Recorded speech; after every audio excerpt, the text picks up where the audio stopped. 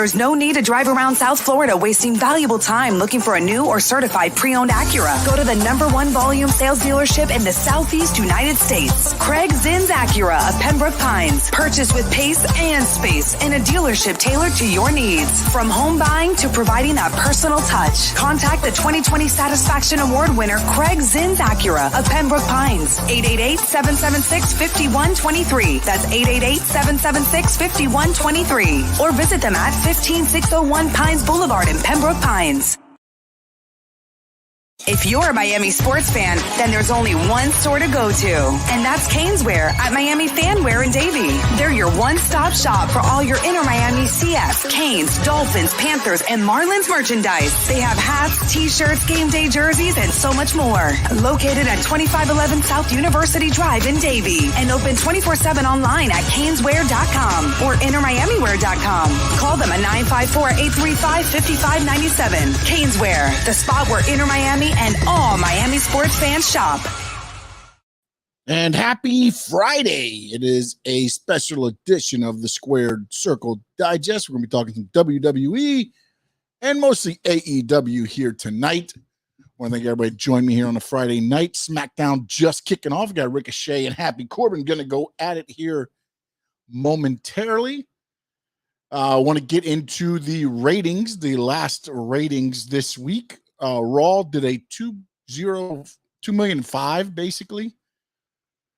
Dynamite with the AEW interim heavyweight championship unification match did a 1.049. Not sure that's what they wanted, but hey, it is what it is. We're going to dive into that as well here on the program. Don't forget, jump in on the chat here on the YouTube side of things. You can also reach out to me on social media at Sean_Stanley11. And of course, you can reach out to Big O Radio Show at yahoo.com. Just make sure to put in there wrestling question if you do. So it happened Wednesday night. They decided let's move the unification AEW heavyweight championship match up a day or up 2 weeks, and let's give it to them on live TV. Now, some on the program are saying that the idea was actually pitched by John Moxley himself. And then eventually CM Punk agreed. And then, you kind of saw what the match was, right? However you want to look at it, it was CM Punk plants, the foot gives out on him. Can't really go on. He walks into the paradigm shift, and John Moxley beats him in 3 minutes on national TV on AEW. Live from Cleveland. And Grapsodi's Will Washington noted that the idea may have been pitched to increase ticket sales and add buzz to the AEW Cleveland show. And yes, by the way, Big O did predict Moxley to win. I thought the right thing to do would be a no contest or somehow, make it turn into a triple threat. They thought better is, hey, let's have Punk go ahead, get injured, and lose the title in 3 minutes and 30 seconds. And now it's being reported by Dave Meltzer. And again, it's Pro Wrestling, believe as you will, that now CM Punk, John Moxley will be headlining All Out. Nothing has been confirmed by AEW or Tony Khan. No announcements or anything on there, but to me, it was a ratings. It was to get some ratings on their program, and it did not work. I mean, they did a 1.049. Maybe they didn't give enough time. Maybe people thought there was going to be the last match of the night. So maybe people thought, hey, I got time to tune in. I can tune in later. That's got to be the main event. And they put it on at 9 o'clock. And when it came on at 9 o'clock, I said, there's no way they're going an hour. It's kind of odd. And then you saw 3 minutes and 30 seconds of great action. It's tough to believe, man, that, and again, man, I don't know what's going on. I mean, I'm going to go over a bunch of stuff that kind of went on behind the scenes that's being reported. It's wrestling. Take some of a little bit of everything and try to figure out the story yourself. But you do not give away your pay-per-view main event on free TV. The only way, and again, now, and this is being reported by Meltzer, so not saying that it's the Bible, but if Punk is injured and maybe they thought he couldn't do the pay-per-view match, then it makes sense. It still doesn't make sense to do 3 minutes and 30 seconds, but it makes more sense to move the match to AEW Dynamite, knowing that Punk is not in the condition to do a pay-per-view match. But now if they run it back and, you know, the story was that this was to create buzz and to sell more tickets for Cleveland AEW, that starts to me, again, I use the D word a lot here. It's desperation. You're reaching for anything that will, you know, make ratings. And you still didn't break a 1.1. You're at a 1.049.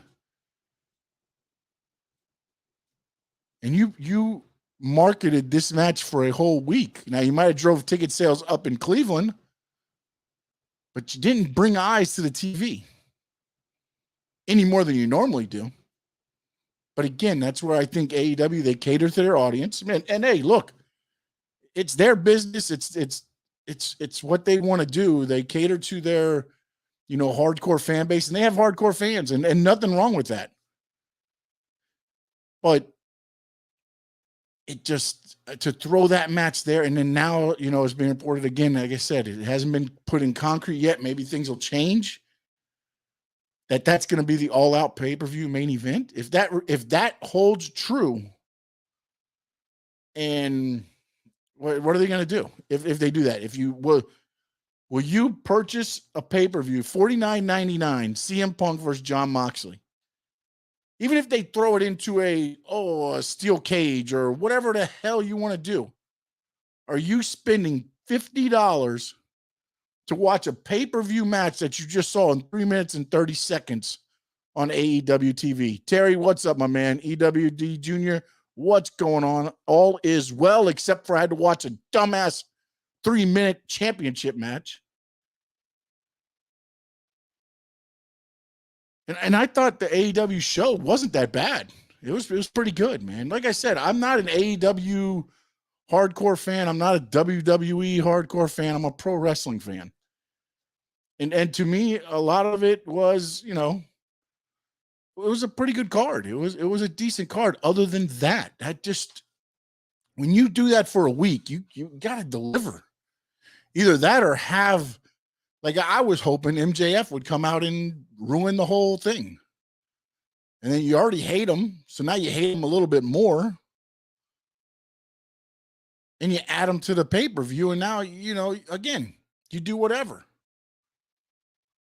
You do old, you know, Moxley catches Punk, Punk catches Moxley, MJF, you know, shit cans one of them out of the ring, and then 1, 2, 3, MJF's your champ.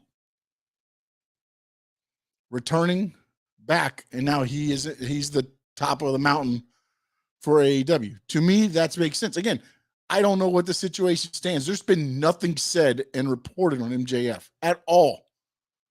Since he cut that promo, there has not been much said or anything on what his next step is. And I don't know if that's per, you know, what AEW wants to do with him, if that's MJF, whatever it is, but there's been nothing out of MJF's camp or AEW's camp about that. But it was, and yes, Chad, it was a whole 3 minutes. What was the one? That was Eric Bischoff, right? 3-minute warning. That was when they brought in Rosie and who was it? Umaga? It wasn't Umaga. Umaga was already there, right?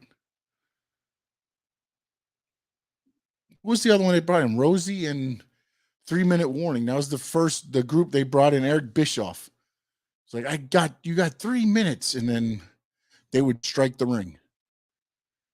But, it's one of those things where it just doesn't make a lot of sense to me. I don't understand the grasp, because you put on a pretty damn good show, and that's what you delivered. I can't think that the minds backstage was like, okay, I got an idea. Here's my idea. You're going to go in, you're going to wrestle around. CM Punk, you're going to plant the foot down, and you're going to throw the kick, act like your foot gives out on you. As you're standing up, you're going to hit the paradigm shift, and 1, 2, 3. And we're going to do that in 3 minutes. I think it would have been better to make it the last match, let them go right up to where they got to go off the air, have them count 1, 2, 3, and then end the show. Then you don't know what the hell's going on. Terry asked, Sean, do you think the CM Punk injury is legit? There has been nothing that has come out to tell me it's either way, honestly. But to me, if it is a legit injury, I believe you had already heard something, right? CM Punk back on the shelf, CM Punk, injured again. It's the same foot. It would be a story, more than, CM Punk lost the match in 3 minutes. Looking at his facial features as he was leaving, I almost feel like they were setting up and recording stuff for promos, for vignettes to it's the CM Punk return triumphant story type thing. Now, again, if he wasn't able to go in a pay-per-view atmosphere and he could only go 3 minutes in a match, why put him out there? That's the other part of this that doesn't make sense to me, because you told him to hold on to the title for as long as he needs. We're going to do an interim championship. So he didn't have to come back. If we're looking at this as a legit injury, there was no need to rush him back. You had John Moxley in that spot. You could have set anybody up in place to wrestle John Moxley in the main event at All Out. It didn't have to be CM Punk. CM Punk came down, made the save. Maybe at that point,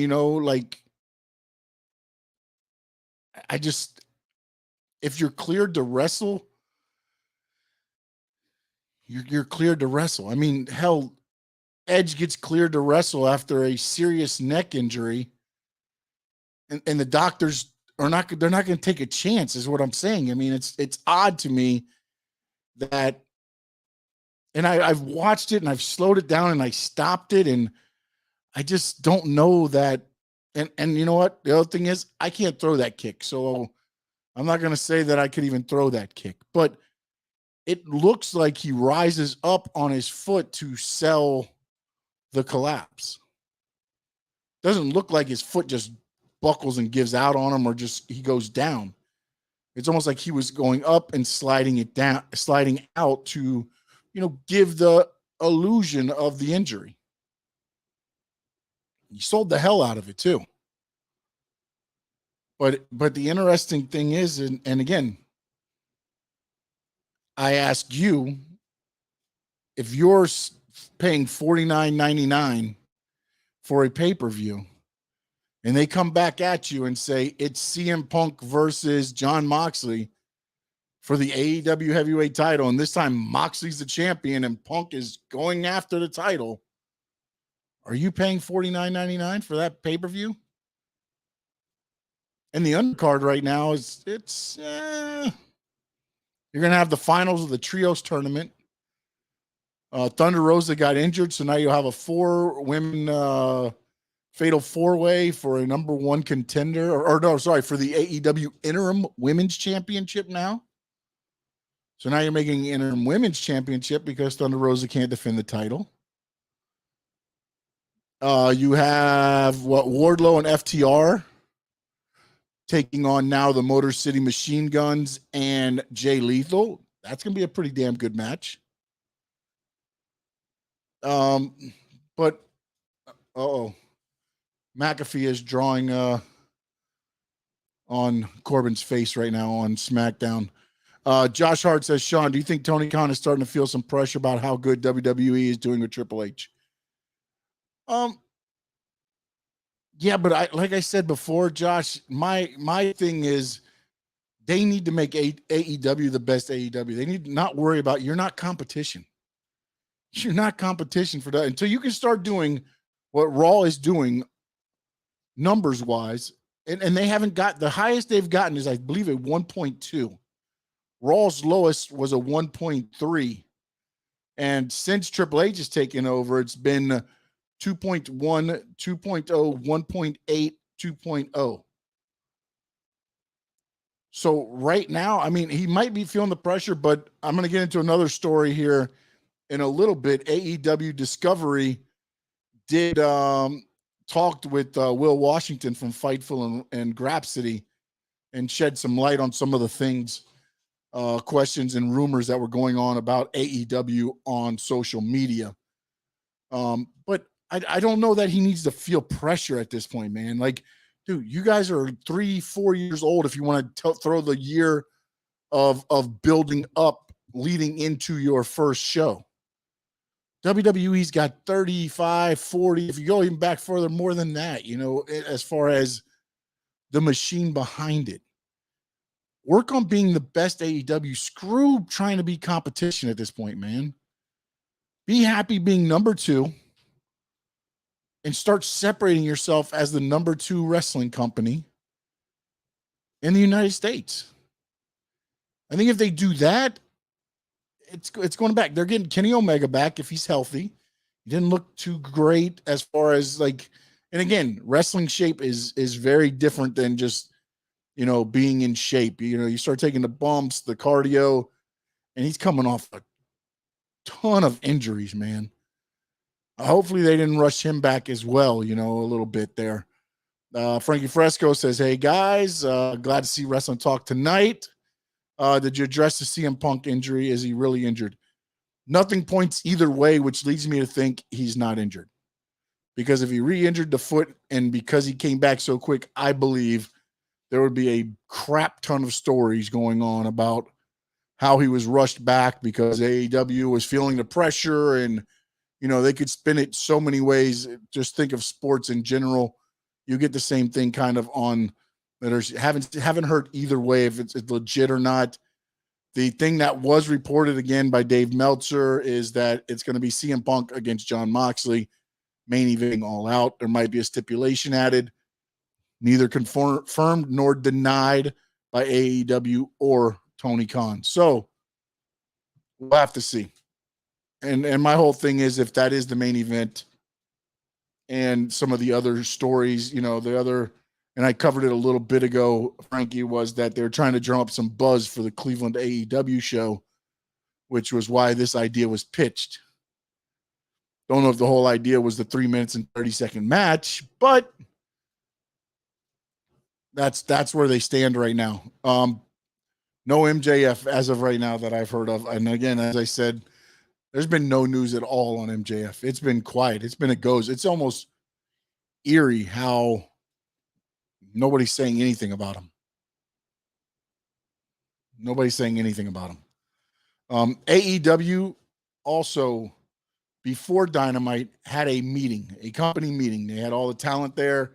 They brought AEW, all the wrestlers together, the talent, the producers, and this was from Fightful Select, Sean Ross Sapp over there. Some of the highlights, Tony Khan was fired up during the meeting.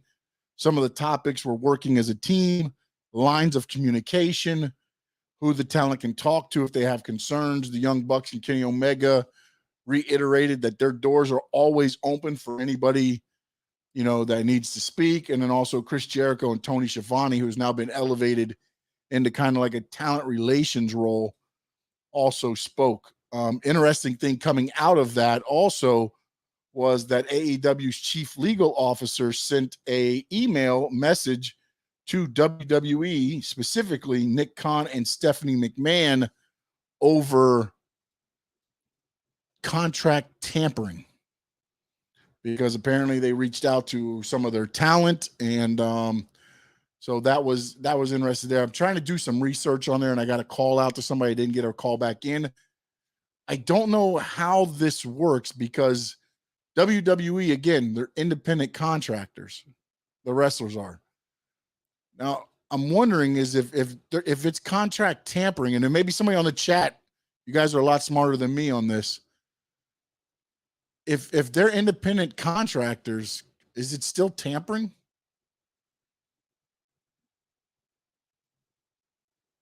If they talk to them, is that still tampering? I find it odd that they've used the tampering law to WWE, but we'll see where and if anything happens to that there. Did you see the stunt that Darby Allin did driving the truck over a house? TMZ reported. Yeah, he's done a couple crazy ass stunts. He did a tricycle? He jumped one of the tricycles or something at one of those events too. He does a lot of the crazy stuff, man. But hey, more power to him.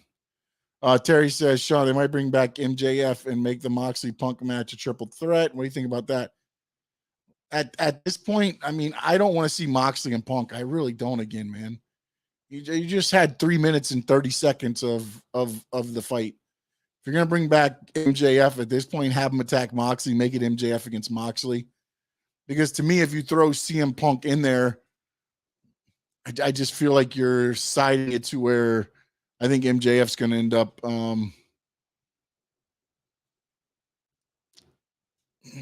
I think it makes it a little bit I don't know. To me, I just find it odd, because I think if you had MJF there, you want him in Cleveland. If there was an issue there, you want to have a couple weeks to build up anything, if anything was there. To me, again, the pay-per-view is the 5th, and talk about wrestling next week, by the way. And you said, yeah, like a non-compete clause, but I mean, they have the non-compete clauses in their contract. That's kind of like what I'm saying is, like, if you're saying, are you under contract? Yes, I'm under contract until whatever, 2024. Okay, bam. And that's it. If that's what they add, I just don't understand how that is considered tampering. They're not saying, at least everything I've understood, they didn't say, hey, go out there and get out of your contract and come to us. That wasn't, my understanding was they reached out to a few and asked if they were happy in AEW and if they were going to finish out, what their contracts were up when their contracts were up. I mean, if that's the case, then I don't know. I don't understand the whole thing about tampering. I haven't ever had to worry about all that stuff. But I mean, if MJF is coming back, then there needs to be a big horn, sirens, fire. There needs to be everything, at this point right now to say, hey, MJF's here. He's right here. He's right here. Here's MJF, big neon sign or whatever else there. So, it's one of those things, man. I don't know. To me, again, I thought the show was good other than that match and some of the other things. I mean, I guess the only other thing would be Billy Gunn losing to Colton Gunn. I thought that was kind of odd. I mean, I know the low blow and all that, but I was like, interesting that you're going to put over Colton over Billy on the TV there. But it is what it is. One match apparently that will not be on the pay-per-view that was originally going to be on the pay-per-view. Sami Guevara and Eddie Kingston. Eddie Kingston just finished up, I guess. Apparently he was suspended. Got into a altercation backstage with the said Sami Guevara. Apparently in one of the promos, Guevara called him fat. And it was a tape promo, which never aired, by the way. And apparently there was a face palm and some other stuff. Eddie Kingston did take to social media and said he was in the wrong. And then Sami Guevara now has his side of the story out a little bit more. So, but an interesting thing, again, going to the backstage of what's going on in AEW now. Remember, and I thought about this the other day. If Cody stayed in AEW, is all of this still going on? And I asked this now just because I feel like Cody was the calming influence in the back, and again, I'm not saying that all of this wouldn't have probably started, going down, but it seems to me like Cody saw like writing on the wall and was like, you know what? Let me go to get paid. Because again, Cody could have stayed there for less money if I believe if he thought there was more to materialize. I almost, to me, feel like he saw it's like, you know what? Some of the writing might be on the wall here. Maybe I need to go look at the WWE pastures and see if they're a little greener over there. And they were greener. About $3 million a year greener. So Frankie says, I guess they would feel it's tampering because they can release rumors for their favor, asking these guys if they are happy or renewing. It also causes a chain effect. Let's say Sami and Jericho. Yeah, but I mean, it's just like Brian Cage. The AEW had the year renewal. They re-upped it. He can't do anything. He's sitting at home still. He's been on like ROH pay-per-views twice. And we'll have to see. Even the Kenny Omega run-in would have been better. Agree with you. MJF would have been the move. It just leaves a lot to wonder about what the thinking is as far as, creatively at AEW with the heavyweight title. I mean, I'm not saying all the other things. I mean, they've got a lot of good shit going on in AEW. So again, I know some people are going to, when you listen to the podcast, I see some of the comments, that I hate it. I don't. I just, sometimes there's usually one or two things every show lately that they make a move and you just kind of shake your head and look at it and go, huh, really? Huh. Okay. All right. Probably not the move I would have made, but it's your business. You know what I'm saying? Like, and again, and also just the other day, I think I may have misspoke on one of the things. I'm not saying WWE's business plan and model is 100% the way to go, but what I was trying to mean, and I listened back to the podcast and I may have misspoke, is that you at least have a blueprint of what works. Now I get that AEW wanted, again, with Vince McMahon, it was my way or the highway. And that's what the Young Bucks, Omega, Cody, and all them wanted. They wanted it to be for the boys again and things like that. You could have still taken that blueprint and taken out the stuff you saw that didn't work or you felt didn't work or wasn't in your culture at AEW and switched those things around. But you have a blueprint. You don't have to reinvent pro wrestling. And sometimes I feel that's what Tony Khan is trying to do sometimes. It's like, I'm going to do exact opposite of what WWE is doing because I'm going to reinvent. There's nothing to reinvent. To me, maybe you guys see it differently. And if you do, please jump in on the chat there. Hit me up on Twitter, Instagram at Sean_Stanley11. Let me know, because to me, you have a blueprint that worked. I get it. Vince McMahon was aging and some of the stuff was getting old. But again, they've taken that same blueprint, Triple H now, and he's bringing it more modern to modern age and things like that. But it's the same blueprint that WWE's used for ages. It's pro wrestling. It's that doesn't change. You have good versus evil. You know what I'm saying? There's a bad guy and a good guy. Stone Cold made it. Then now you can have the gray guy. You know what I'm saying? Like, but there's always those. It's about investment, emotionally investing your fans into your product. And AEW does that with a core group of their audience. But to me, it's about growth, and I don't see AEW growing with the way they do their shows. I don't. You had Will Ospreay and Aussie Open on there, and you had an interview backstage.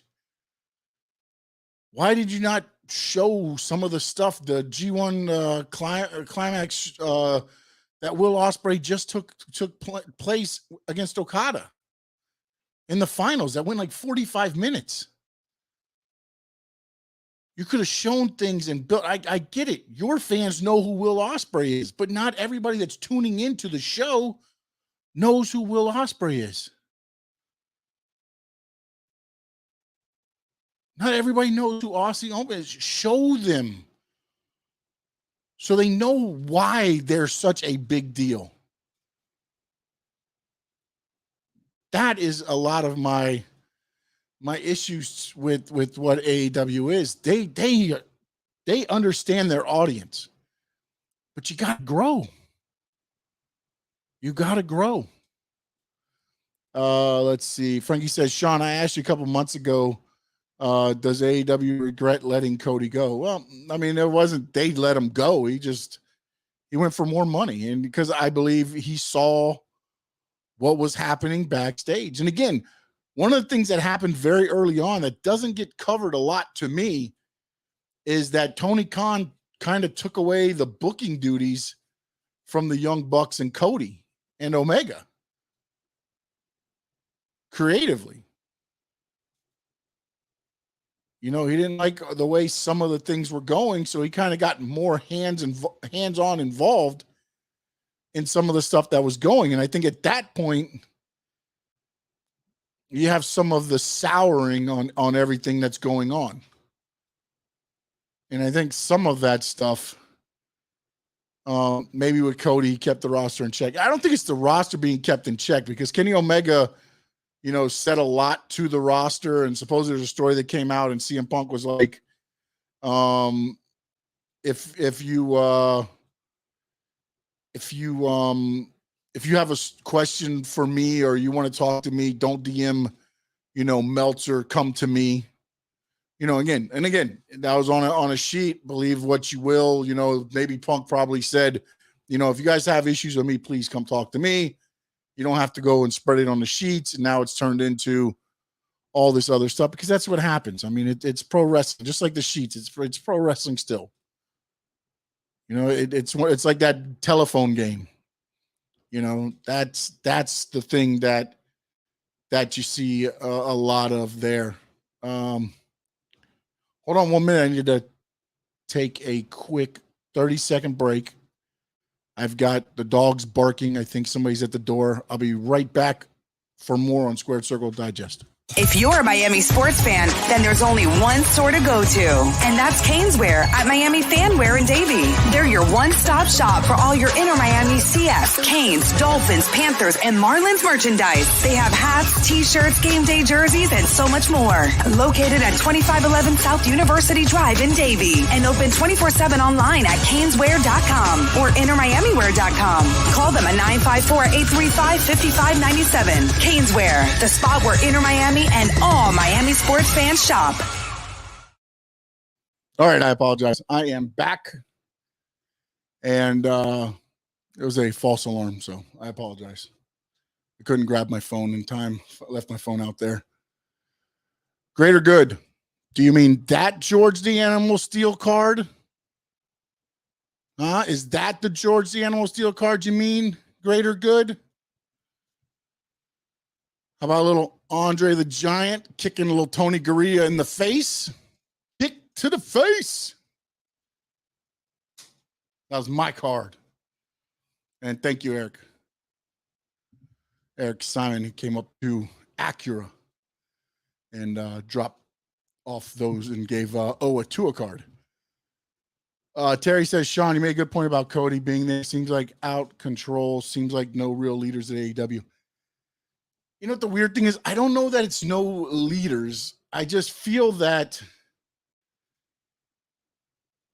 when you look at it, AEW did one of the things Real quick, I'm going to answer very good. I don't have my phone in here, so I couldn't look at the phone. I left my phone out, I guess in the room somewhere. I don't know. I came running in here because I almost forgot about the 8:00 start. So I came running in and I haven't grabbed it yet. So that is why I didn't check my Alarmo doorbell.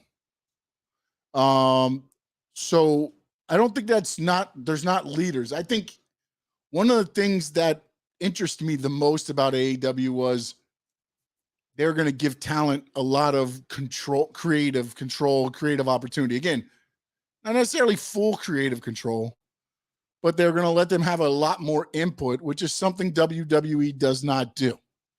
I'm not saying that hasn't changed. I believe now the reins are a little bit looser, but before, Vince didn't give two shits. You do that, you don't want to do that, okay? Then you're gonna job the veer for 40 and 45 seconds, okay? Let's see. You want to do that for me? You know, that's the way it worked in WWE. AEW, you kind of got there and you got, to do your, for instance, Dustin, when he left, Gold Dust, everything else, he came in, he fought Cody as Dustin. The face paint, half his face was painted, things like that.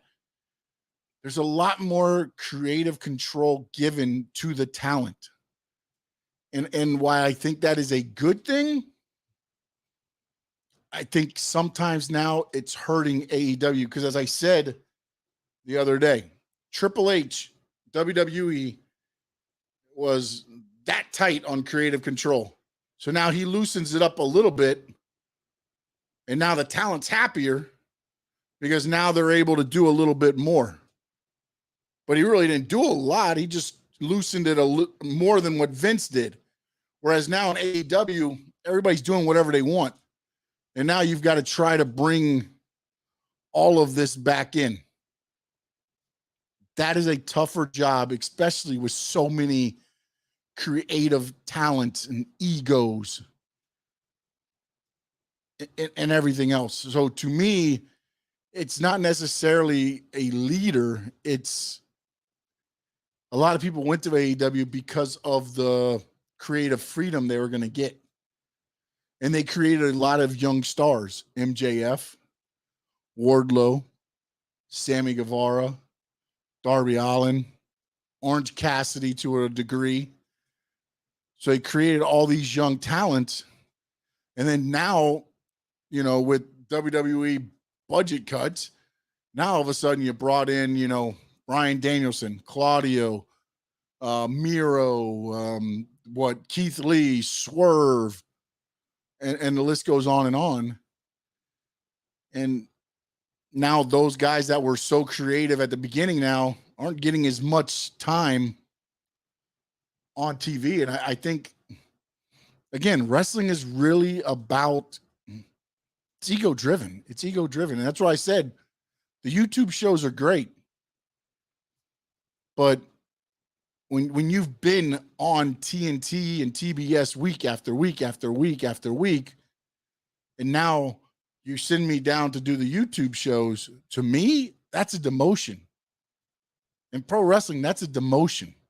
If you send me down for a week because you want me to wrestle for one dark to set up for an AEW Dynamite or a show like that, I understand that.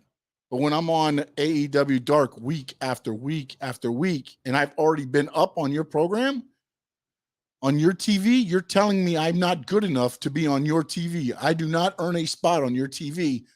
So go to our YouTube channel. I'm not saying it's a bad thing, but in an ego-driven business, it's like relegation almost to me. If you want to go with soccer or something else like that. It's like you were good enough now, but now you know what? Yeah, you dropped. You're down. Maybe if you do good enough there, we'll elevate you back up to the main roster. And it's an ego test. Let's see. Sean, I see a lot of Lita and Kylie Ray, but I'm starting to see a little bit more of Daphne and Roxy LeBeau. Yeah. Yeah, I mean, man. Yeah, Daphne was one of a kind, man. dude. She was not used all the way. I don't believe all necessarily all the way to the full potential. Potential. Sorry, that would have been, but um, yeah, I guess I could see that. I can see that the Lita and the Daphne a little. Trying to think like Roxy LeBeau. I don't follow them 100% enough to know. Like Kylie Ray, I have, but Roxy not as much. But I can see like what I know, and I've watched of her. I could see that, Anthony. I can see it. Sean Tony is being the cool uncle instead of a boss of the talent. That's why a guy like Eddie had to discipline Sami like he did, because Tony isn't doing it. All right, let's get into the Sami Guevara Eddie Kingston thing real quick, because now stuff has come out, and I want to give you this because this was Fightful Select sat down and got Sami Guevara's story, and he wanted this written down verbatim. Basically, he wanted it on what he said. Trying to find it here real quick. So Sami Guevara, he said he issued a following to Fightful, to Sean Ross Sapp at Fightful, on the report of Eddie Kingston's suspension. All right, he said, as a professional, you communicate things that you don't want to be said. Like other people I've been in programs with and have worked with, Matt Hardy, Jericho, and others. And what he's saying there is, if you don't want them to bring up, past relationships or, something that happened on social media, you tell the guy, look, open game on the promos. Please don't bring up this. Please don't bring up that. Those are off limits. And you kind of go with that, okay? Just so you know where that's going at. And I did communicate of what I didn't want to be said in this angle, and Eddie didn't. But Eddie did not do the same, and Eddie did not mention to me or the coaches or TK or anyone in AEW what he didn't want said. So after Taze and my match with Sky Blue and Dante, I cut a promo on Eddie, insulting Eddie and the fans as a heel, which I know the thing everyone loved to do is hate me and Tay, so I'm the perfect person to play this a-hole character for Eddie to ultimately beat at All Out. I see what people say online about Eddie and his appearance. And then it says in quotations, anyone who legitimately shames Eddie for how he looks can go to hell. It's the same people who shame me for being too small. So Sami Guevara, the character, I could be the physical person playing that person that Eddie can shut up at All Out. But Eddie did not do the professional thing and communicate to me, which if he did, I would never have said it, because the last thing I want to do is hurt someone for real. So after the promo, I get to the back and Eddie is flipping out, yelling, "You can't call me fat," over and over as I'm trying to walk down the stairs in Gorilla, making a big scene. People get in between us. Eddie tries to pie face me, and he more like touches my face. It was weird. And everyone backs everyone up. It was unfortunate because this promo was on a taped show and easily could have been edited, which they ended up doing anyways. I know this isn't Eddie's first time being aggressive and getting out of control backstage. I know he had to do some kind of anger management after this whole thing. This whole thing was very unnecessary, but it is what it is. Live and learn, I guess. On to the next we go. So there was no Eddie Kingston disciplining Sami Guevara. It was Eddie Kingston, and in which he ended up saying, he was in the wrong. It was Eddie Kingston being unprofessional in the back. And again, it's one of those things, man. This is an ego-driven business. But also it's one of those businesses where you take care of each other. If you say, I don't want this brought up, I don't want this brought up, then you don't do it. That wasn't communicated per the side of the stories I've heard. And even Eddie Kingston himself said, I was in the wrong. I messed up.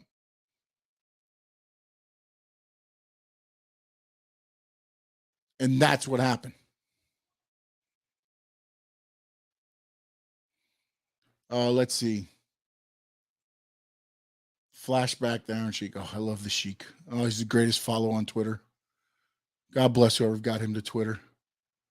Greg Good says, like Kingston down to the minors. To me, it is. I mean, again, you can go down and for one show, like what Britt Baker did with Kylan King.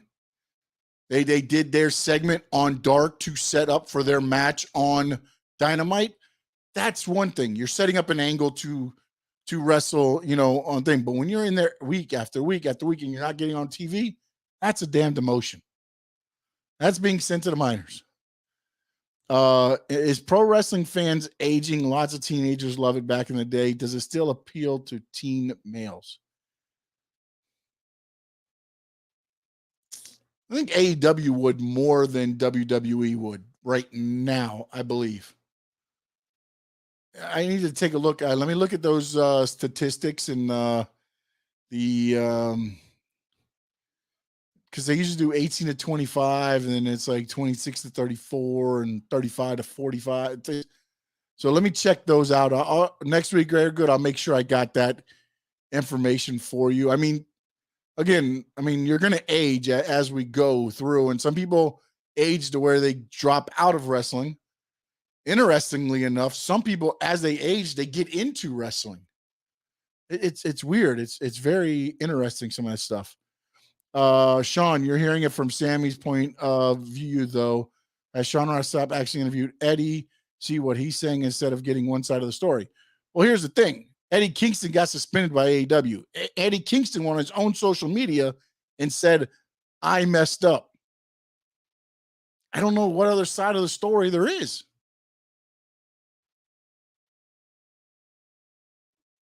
I mean, if you go out and you say, I'm sorry, I messed up, you were suspended for the incident. It happened in front of everybody. What I get that I didn't, he didn't talk to Eddie Kingston, but I mean, what other side of the story do you want?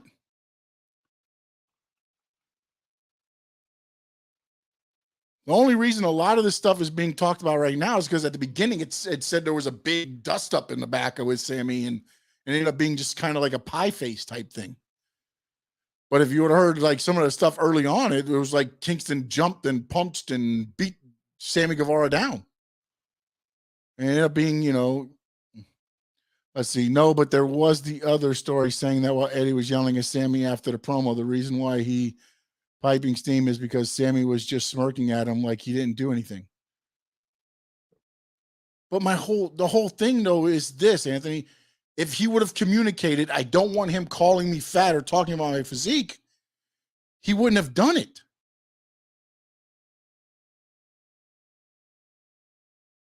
Eddie messed up by not communicating that stuff. So to me, Sammy Guevara did nothing wrong.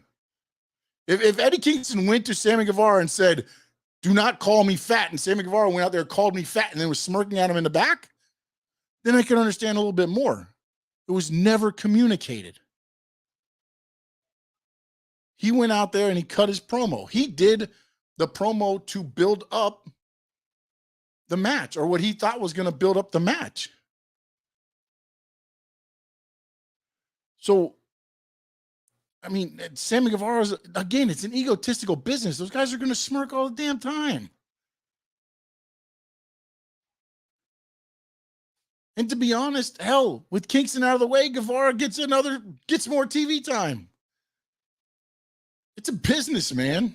If you can upset somebody that easily and get them out of there for 3 or 4 weeks, and more TV time for you. You don't think that's the politics that happens backstage in these places? Why? Because it's AEW and not WWE, the politics don't happen? Damn straight them politics is happening. And if all I got to do is smirk at you to have you pop your lid, I mean, come on. I know Eddie Kingston is one of those guys that everything's on his sleeve. Everything's on his sleeve. Eddie Kingston's is a real. I mean, what you get with Eddie Kingston is real. But he needs to learn how to contain it if he's going to be in that environment, in that culture. You're in a business now. You're not in an independent locker room. You're not, the cock of the walk in the locker room. And sometimes what happens is when you're on TV and you're doing all that, the talking and everything else, and we talked about it. Oh man, who was it?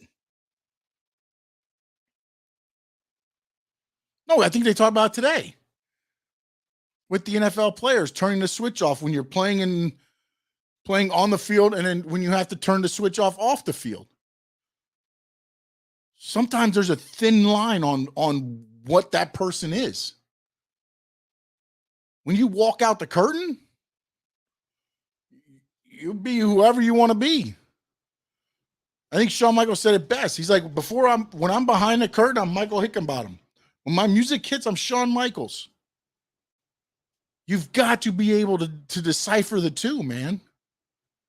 Especially when you're in a company like WWE, AEW, where it's a business. You're going to throw it all away because somebody called you fat?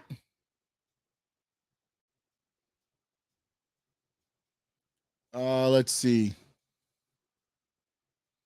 That's why I'm saying I understand Eddie went on Twitter saying it was my bad, but can we at least get an interview from Eddie's point, though, saying that he told Sami not to see that stuff in a promo and Sami went off script and did it anyways. If that was the case, though, Sammy Guevara would have got suspended too. Because he would have instigated the fight. He would have instigated the scuffle backstage. The promos are written beforehand and approved by Tony Khan. These guys aren't always just walking out and just saying wherever the hell they want to say. They'll get beamed by the network if you don't know exactly what he's going to say. He knows the points of what's going to be said on the promos. I mean, they got creative freedom, but it's not a freaking free-for-all on AEW. They're not just like, hey, here's a mic, go talk about this guy. And I know that Sean Ross, I believe, reached out to both Eddie Kingston and Sammy Guevara.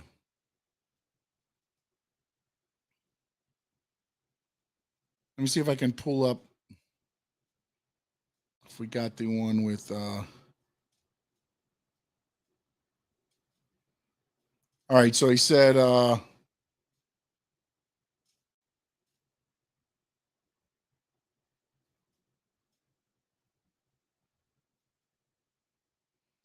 me see where Eddie was at. We were able to reach out to Eddie Kingston, who wouldn't confirm the recounting of events, but said, I was wrong. That is all. That's all that he would comment to them. I was wrong. That is all.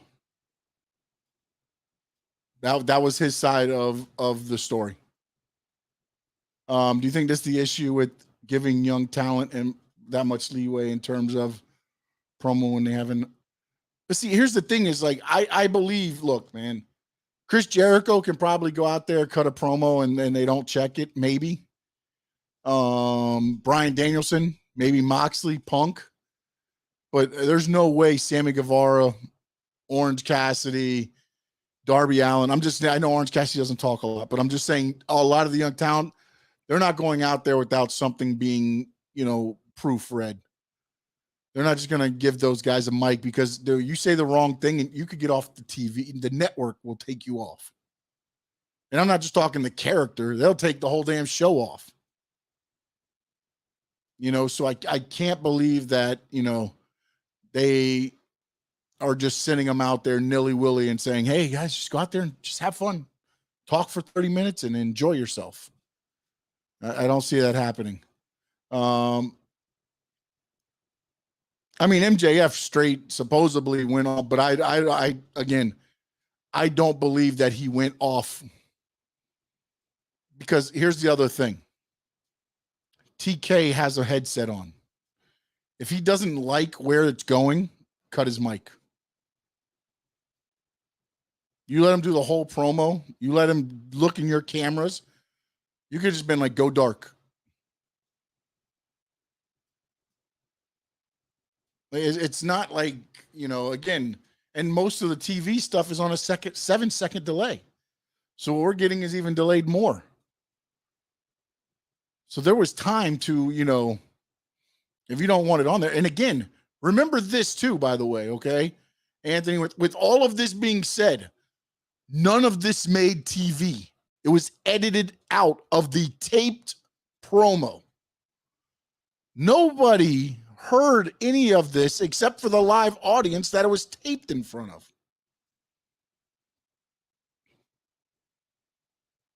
Because it was edited out after the fracas and after Eddie was upset about it, which is the right thing to do because Eddie was upset about it. But again, at the beginning,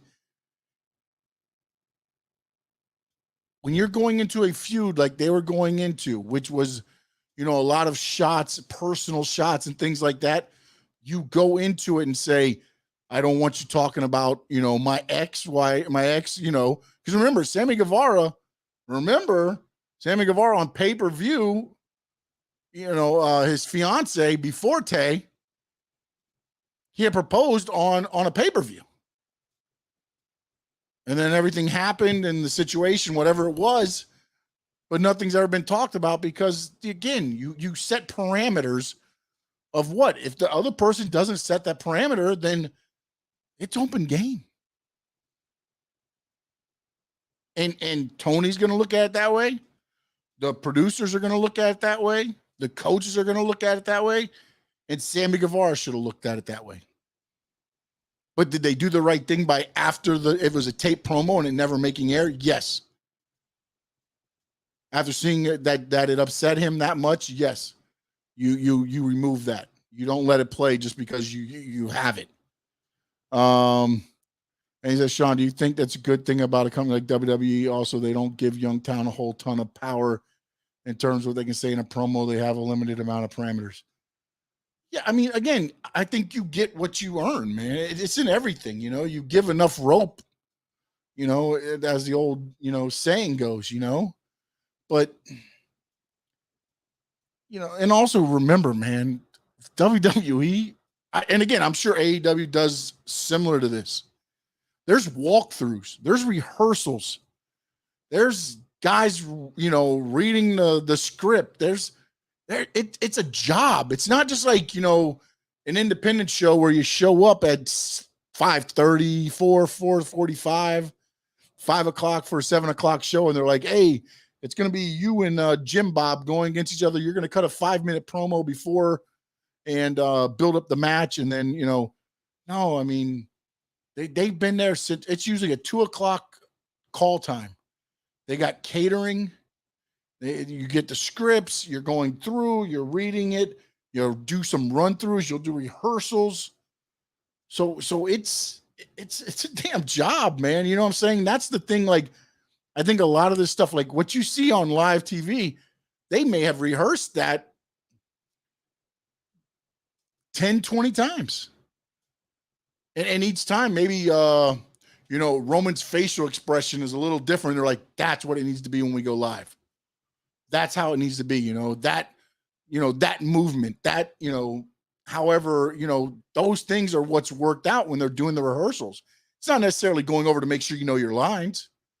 It's how should the facial expressions be? What are we trying to get across? It turns into entertainment. So it's one of those things.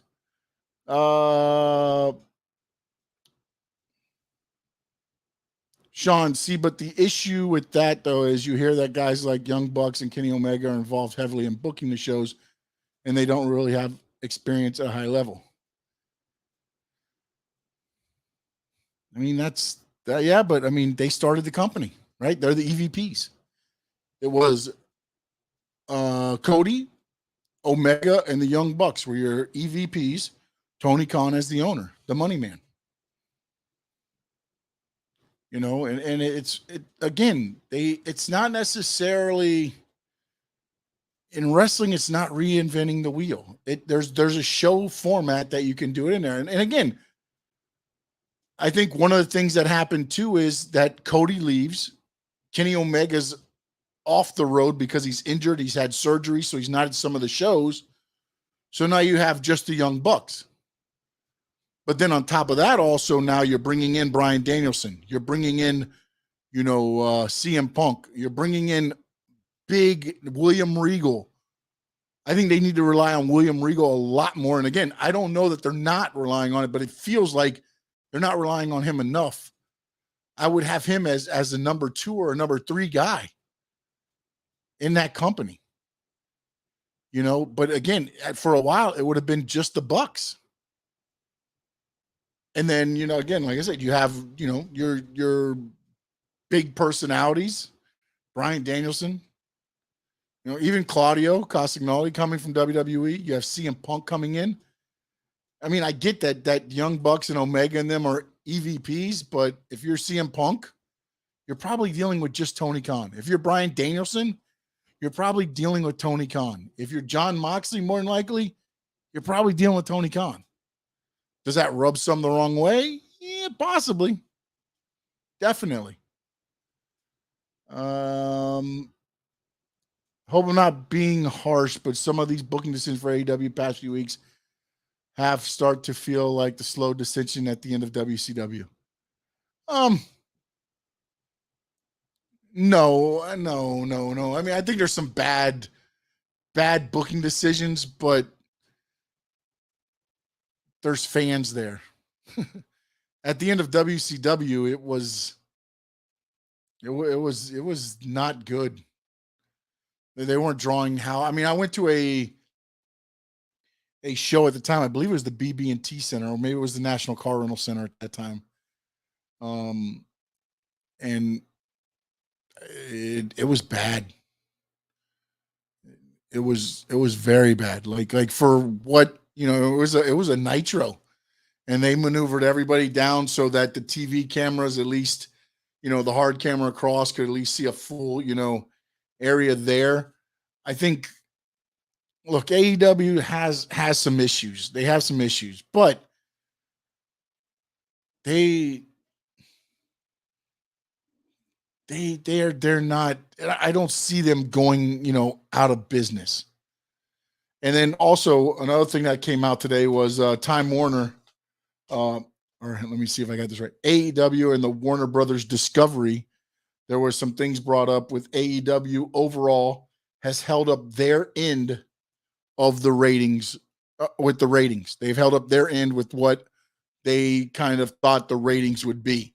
There was talk of moving Dynamite. Well, supposedly there was talk. It's internet rumors. The executive or the source with Warner Brothers Discovery said they've never heard anything of, you know, Dynamite losing an hour or anything like that. So, you know, that was talked about there. But all in all, they seem to be pretty happy with what's going on in the ratings at AEW. Can you explain to me why AEW hasn't passed the threshold of 900,000 viewers consistently?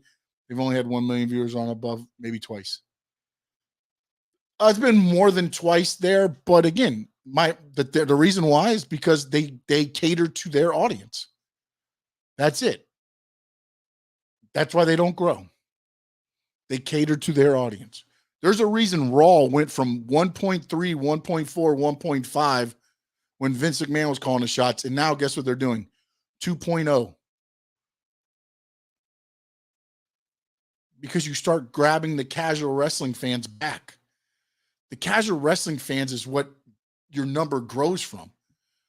You have your hardcore WWE fans, those they're always going to be there. That's your 1.3 number. Whatever your lowest number you get to is probably your hardcore fans. That's your fan base. That 1.3 is always going to be there every Monday night. You could put on brooms in the ring wrestling. You're going to get the 1.3. But when you start adding stuff and now the casual fan starts coming back, now your numbers start going up. Problem with AEW is they don't hit the casual wrestling fan. They nail their target. They nail their AEW fan, but they do not get casual wrestling fans. As I said, with Will Ospreay and those, you should have played vignettes of everything they've done, built them up, have them understand. You brought back Sheeta. She's been injured. Half the people don't even remember who Sheeta is, unfortunately. Play some vignettes. You cut all this great crap with vignettes and everything else there that I think it's interesting that you cut all this great stuff for your stuff for people that you want to get over. Wardlow, FTR, right? You're almost WWE Vince McMahon in that sense. If you're who they want to, put in that spotlight, you're going to get the vignettes, you're going to get the packages, you're going to get everything else. If you're not, then you're going to have to strive to get to that point. Sheeta's coming back from an injury. She's been out for almost 6 months. She showed up with a kendo stick to save Tony Storm. Yes, everybody in that stadium that knows AEW wrestling knows who she is. But do you think that everybody watching on TV knew who that was? There's like, hey, some woman just ran in with a kendo stick. And that is what you get.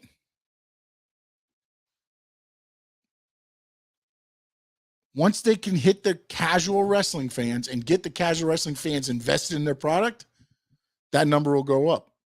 They haven't been able to do it yet, and I don't feel that they want to do it. I think they're happy with that number, which is why I say they will not be competition. Be happy with number 2 and make it the best AEW you can. But you're paying a lot of money to a lot of wrestlers to be the best AEW and be number 2. All right, want to thank everybody that was in the chat here today. Let's see, we got a lot of Anthony. We got the Greater Good. We got the Big O. He was in there as well. Chad, appreciate you as always, man.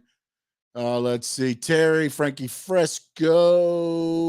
We've got my dad. Thank you, sir. Josh Hart, a little EWD Jr. And Terry, of course, want to thank everybody that's been in the chat. Don't forget, go check out our new YouTube channel, Big O Show Cuts. Give it a subscription. Like it. We got stuff. Actually, O's doing a show there tomorrow. So a lot of big things happening there. Also on this channel, the Big O Radio Show, we'll have the post game, I believe. Hopefully I'm not setting O up for failure here.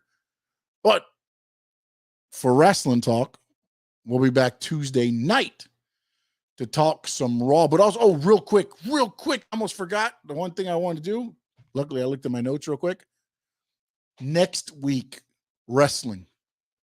Listen to this schedule, wrestling fans. Monday, Raw. Tuesday, NXT. Wednesday, Dynamite. Friday, SmackDown. Saturday, Clash at the Castle. Sunday, 4 o'clock, NXT When Worlds Collide. And then Sunday is AEW All Out. Oh, yeah. Oh, yeah. Next week's going to be good. Let me see real quick. 2 questions came in here. Or no, sorry. Look at that. I was looking at the wrong question. Fulgencio jumped in there and Zutonium Nyborg. I appreciate you guys. And in the words of the great Gordon Soley, so long from the Sunshine State. If you're a Miami sports fan, then there's only one store to go to, and that's Caneswear at Miami Fanwear in Davie. They're your one